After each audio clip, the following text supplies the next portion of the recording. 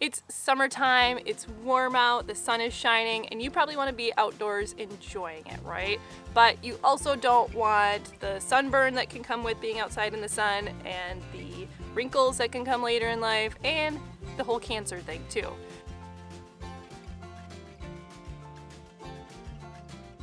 This is my complete guide to sunscreen. It's everything that I've learned in the past couple years about sunscreen, and then the next video will be which ones I've actually used over the last few years and which ones I like and don't like. But please remember, I am not a doctor, I'm not a dermatologist. I'm definitely not your doctor or dermatologist that I know of.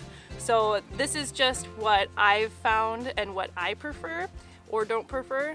And so you need to make some choices with your doctor or dermatologist if you have some special needs when it comes to your skincare. The best way to avoid some of those harmful health effects from the sun's rays are to avoid the sun at peak hours, cover up with sunglasses, hats, SPF protective clothing, that sort of thing. So let's say you actually want to wear a tank top or shorts or something, right? Then you move to sunscreen to protect yourself from those rays. But what exactly are you looking for in a sunscreen? There's some basic things that you want to start off with when looking for a sunscreen that you pretty much always want to have.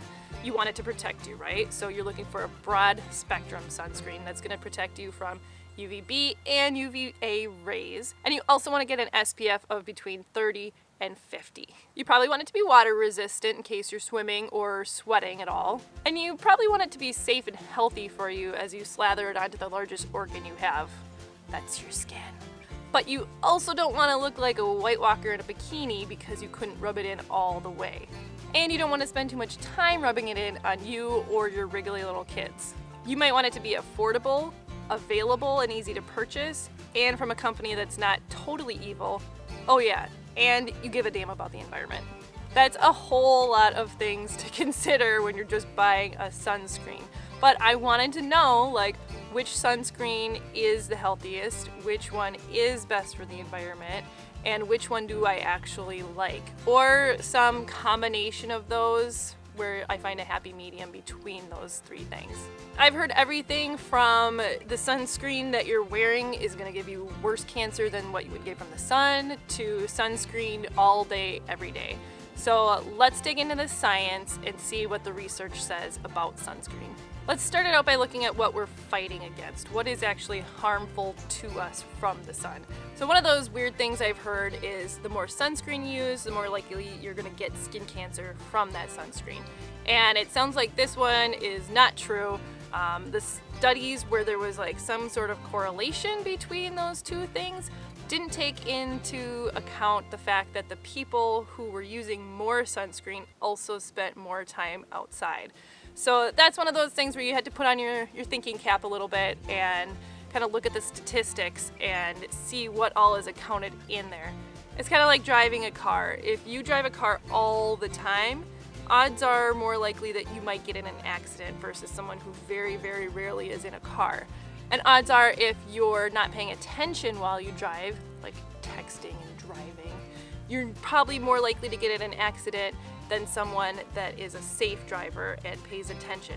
So that's kind of like with the sunscreen too. If you're using it the proper way, it's more likely to work for you. Here in Minnesota where I live, we actually have some pretty high rates of skin cancer according to the CDC. I think that's just partly because when it is summer, we're just so darn excited to get outside and we just want to like soak up every above freezing moment that we can before it goes back to winter again. And a lot of us don't have that daily routine down where we put sunscreen on every day before we go out. So sometimes in the summertime, I think it takes a couple sunburns for us to remember like, oh yeah, I do have to apply sunscreen every day. Although you also have to keep in mind that any sunburn or tanning is a sign of cellular damage. And the more you get of those, it's a cumulative effect, the more likely you're going to get one of those skin cancers. SkinCancer.org states that your risk of developing a potentially deadly melanoma doubles with 5 or more sunburns. And coming from the Mayo Clinic, if you decide to go tanning before vacation, that's not going to protect you from a sunburn on your sunny vacation. It's just more cellular damage. When we're talking about what we're actually protecting ourselves from with the sun's rays, it's that ultraviolet radiation, the UVB and the UVA rays. Before 2011, an SPF rating only gave you an indication of how much you were protected against the UVB rays that cause sunburn, not the UVA rays that cause skin aging and skin cancer. Now, only sunscreens labeled broad spectrum have passed tests indicating the product provides UVA protection that's proportional to its UVB protection. When it comes to sunscreen, you have two choices: physical and chemical blockers. The physical blockers physically block the sun's rays from your skin. The chemical blockers are absorbed into your skin, and then they absorb the sun's rays and then release that as heat energy. Chemical blockers typically are easier to rub in, and they don't leave that nasty white residue on your skin. So a lot of people prefer to have those for the ease of use. The FDA has a list of chemicals in your sunscreen that they classify as generally safe and effective. And recently they sort of said, hey, we want to get more studies on how safe and effective these chemicals are. It doesn't mean that they were like, oh, these are dangerous, stop using sunscreen, because they still do recommend the use of sunscreen to combat skin cancer. But they do want to have more studies done on some of them.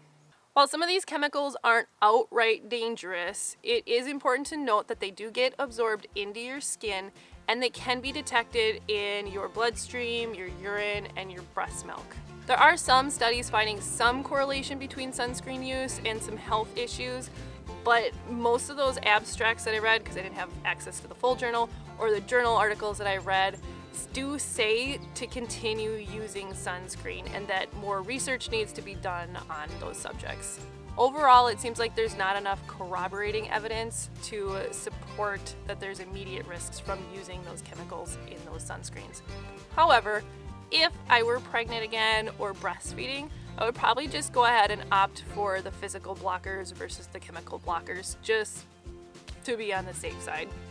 Oxybenzone is one of those chemicals that has gained a lot of attention over the last few years as being a potential hormone disruptor, and Harvard Health has said that those studies have been done on rats that are ingesting it, and it would take 277 years of human topical use of sunscreen in order to make that same equivalent dosage. So not worried about that as a health effect. I'm more worried about oxybenzone as an environmental effect, which we'll talk about. Like with everything, there might be ingredients in a product that you might be allergic to or have a reaction to. So that is something you're going to have to work out with your doctor. All right, what's the deal with SPF? That's the sun protection factor and the number that you're going to see on your sunscreen bottles. The FDA states that SPF ratings are a relative measure of how protected we are from sunburns. SPF ratings can be misleading sometimes because it is a subjective measurement when they test SPF in the labs, and people who tend to use higher SPF also tend to stay out in the sun longer before reapplying. So they have more dangerous behaviors associated with using a higher SPF because they think it's going to protect them a lot more. When in reality, you really want to reapply every 2 hours regardless.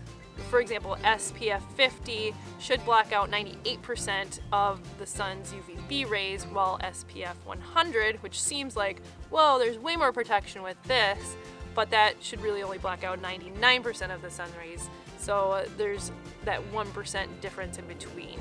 In theory, SPF should represent how many times longer you can be outside in the sun with the protection of that sunscreen without getting sunburn versus if you weren't wearing sunscreen.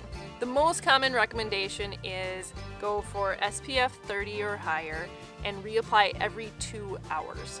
So how about water and sweat-proof sunscreen? Well, there really aren't water and sweat-proof sunscreens, but some can earn the claim of being water sweat resistant. So they have to undergo special testing in order to prove that underwater their sunscreen is still effective. So you're either going to see water sweat resistant sunscreens as being labeled 40 minutes or 80 minutes because those are the two that they test for.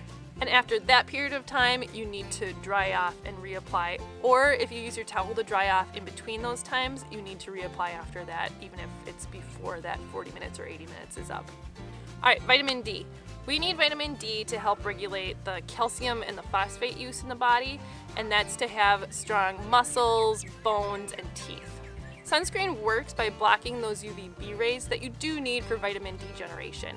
However, most people don't reapply their sunscreen enough, or they don't get enough coverage, that's an issue in the warmer months. Generally, it's recommended that people get about 15 minutes of sun exposure a day to get their vitamin D requirements. But I've also seen that vary from like 4 to 19 minutes in the summer and 37 minutes to 3 hours in the winter. But that also depends on what color your skin is and how dark or light your skin is. If your skin is lighter, you don't need as much time. If your skin is darker, you need more time in the sun. If you are concerned about not getting enough vitamin D, ask your doctor and they can either recommend like some supplements for you or some diet changes that you could make to get more vitamin D intake. When we're talking about more natural sunscreens, those are usually ones with zinc oxide and titanium dioxide as the active ingredients in there. You might see labels that say non-nanoparticles. So what does that mean? Nanoparticles, also known as microparticles, are some teeny tiny little particles less than a billionth of a meter thick.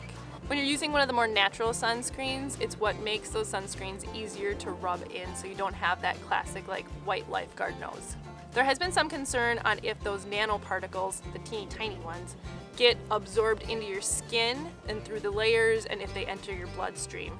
The Australian Government Department of Health has basically concluded that they either don't get all the way absorbed into your bloodstream or they're very minimally going through those layers of skin, and therefore toxicity is really low even if they do get through. The Cancer Council's website mentions a 2014 study where they exposed human immune cells to nanoparticles of zinc oxide, and those cells effectively absorbed them and broke down those nanoparticles, which would suggest that if the body were to absorb them, that they wouldn't be harmed by those particles.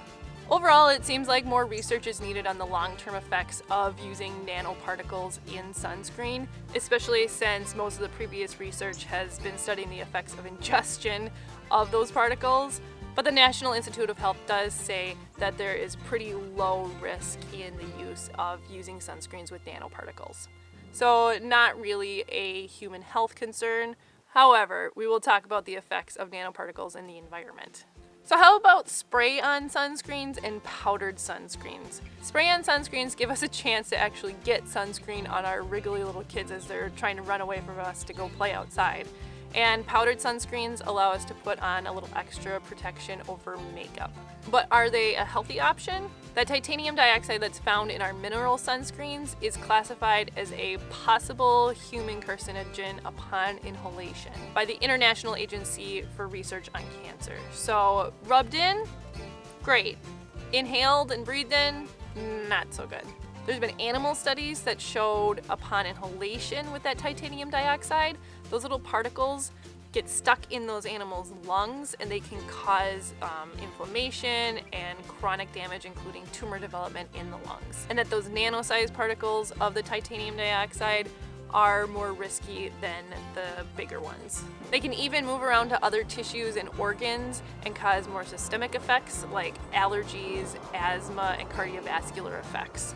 Note that these are studies that are done on rats and it may not translate the same way in humans. A few other downfalls to spray-on sunscreen is that the coverage that you get isn't usually as effective as the rub-on lotion. It's harder to see just because it's just like a shiny spot that you might miss versus a big white spot that you're supposed to rub in all the way. And it can blow away if it's a windy day, and even if it's not a windy day, you can still see some of it like disappearing into the air.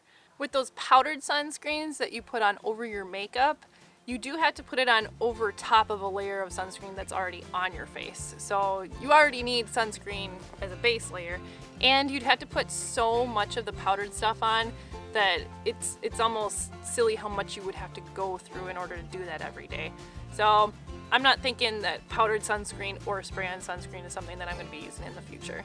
If you do choose to continue to use the spray-on type sunscreen, first of all, don't use it on windy days because you're just going to use a bunch of your product, which is a waste anyways. Plus, if there's like a kid on the beach that does have asthma, that could affect someone else's kid. So don't use it on windy days. Spray it in your hand first and then apply it, especially if you're doing it around your face because you don't want to breathe that stuff in. And if you're grilling for the day or having a bonfire or bringing out the sparklers for 4th of July, choose a lotion sunscreen instead, because those spray-on sunscreens can be flammable.